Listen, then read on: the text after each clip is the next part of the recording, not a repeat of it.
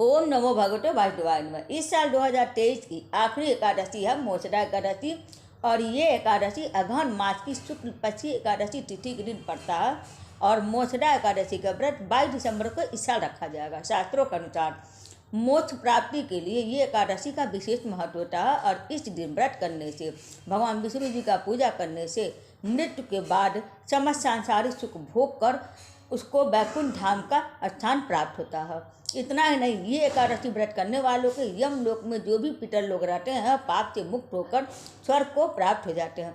एकादशी का मुहूर्त 22 दिसंबर को प्रातःकाल 8:16 से शुरू होगी और समाप्त हो जाएगा 23 दिसंबर को सुबह 7:11 पर।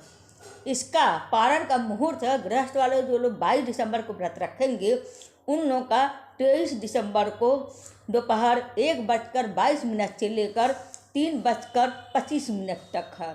इस बीच में पारण कर लेंगे, शुभ मुहूर्त शुभ समय है। बासरो लोग जो लोग व्रत रखेंगे वो लोग 23 दिसंबर को व्रत रखेंगे और उनका पारण का मुहूर्त 24 दिसंबर को सुबह 7:10 से 9:14 तक। इस बीच में बासरो संप्रदाय वाले लोग व्रत का पारण कर लेंगे। ये शुभ मुहूर्त और शुभ समय है। इस एकादशी के दिन गीता जयंती भी मनाया जाता है, क्योंकि इसी दिन कृष्ण जी ने गीता का उपदेश दिया था अर्जुन जी को, और कृष्ण भगवान जी का गीता का पूजा भी किया जाता है। एकादशी का नियम 10वीं तिथि से ही शुरू हो जाता है। दिन भर आप भोजन कर लीजिए, लेकिन संध्या के बाद से आपको फलाहार करना है, तो आप फलाहार करके रह सकते हैं। रात को मुंह साफ करके सो जाइए।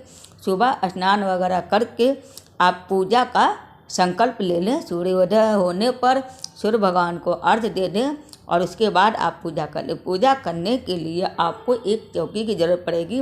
उस पर पीला या लाल रंग का वस्त्र बिछा दीजिए। लक्ष्मी जी और विष्णु भगवान जी और फिर गणेश जी का फोटो रख दीजिए। उसके बाद आप जो है कलश रख दीजिए एक साइड में, और एक साइड में आप बाएं साइड में गीता का पुस्तक रख दीजिए, क्योंकि गीता जयंती भी मनाई जाती है मोक्षदा एकादशी के दिन। तो आप पुस्तक रख कर उनका पूजा आप कर लीजिएगा।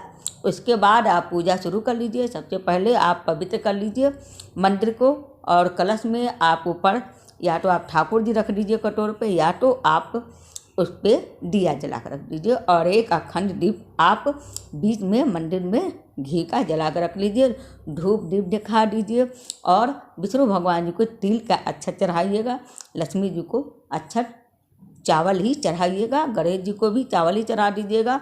सबका पूजा करने बाद गीता का पूजा कर लीजिए, और कृष्ण जी का भी, और सहस्र नाम स्तोत्र आप सुन लीजिए या तो पढ़ लीजिए। अगर आप नहीं पढ़ सकते हैं तो उसके जगह आप राम रामेति रामेति रमे रामे मनोरमे सहस्र नाम तुल्यम राम नाम वरानने, ये मंत्र 108 एक माला जप लीजिएगा। सहस्र नाम स्तोत्र के बराबर आपको फल मिल जाएगा। उसके बाद आप कथा सुन लीजिएगा 11 माता और एकादशी का, दोनों कथा विष्णु भगवान जी का भी।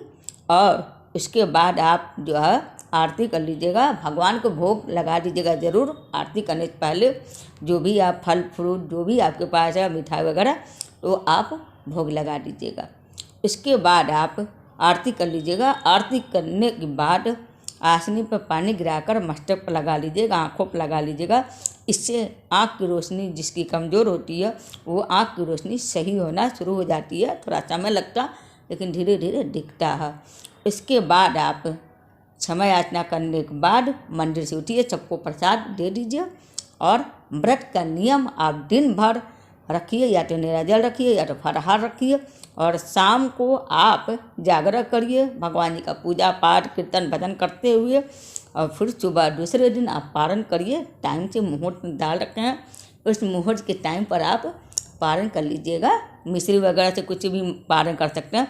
द्वादशी के दिन आपको एक बार भोजन करना रहता है और एक बार रात को, बस। उसके बीच में आप फिर अनाज नहीं खा सकते हैं, फल फ्रूट वगैरह कुछ भी खा के रह सकते हैं।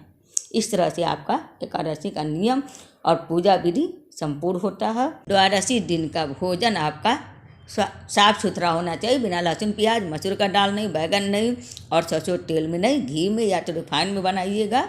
इस तरह से आप भोजन बनाइएगा। और खाइएगा वही। एक बार खाना ये बताई है।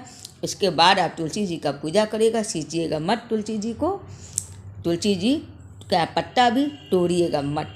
तो उम्मीद करती हूँ आप सबको मेरा वीडियो पसंद आया होगा। हरे कृष्ण, हर हर महादेव।